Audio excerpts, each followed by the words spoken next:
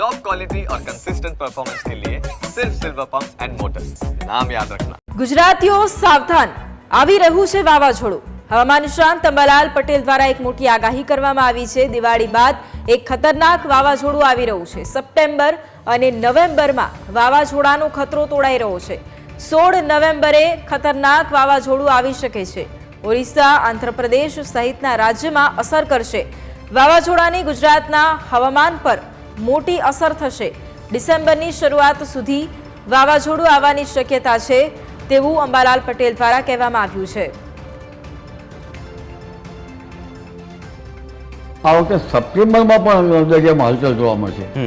વાવાઝોડાની સ્થિતિ આપણે જોવા જઈએ તો લગભગ સપ્ટેમ્બરમાં કેટલાક ચક્રવાતો બંગાળ ઉપસાગરમાં બનશે, પણ ખબર લઈ નાખે એવા ચક્રવાતો લગભગ 16 નવેમ્બરથી દરિયામાં બંગાળ ઉપસાગરમાં સિસ્ટમ બનવાની શક્યતા રહેલી છે। એટલે કયા ભાગોને અસર કરી શકે એ વાવાઝોડું?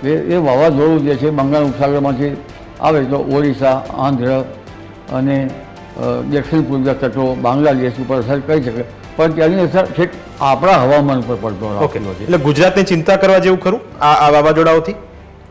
વાવાઝોડાથી ગુજરાતમાં હવામાનનો પડતો આવી જાય ને એ પણ ચિંતા કરવા જેવું ખરું, પણ ખાસ કરીને બાંગ્લાદેશ અને પૂર્વીય ભારતને અને બંગાળ ઉપસાગરમાં એમાં ચિંતા કરવા જેવું ખરું, પણ એની સિસ્ટમના આધારે આપણે વરસાદ આવે 16 થી 18 નવેમ્બરમાં આ ખતરનાક વાવાઝોડું આવવાની શક્યતા રહે છે।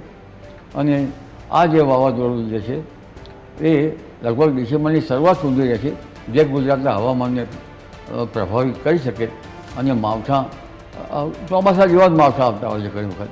અને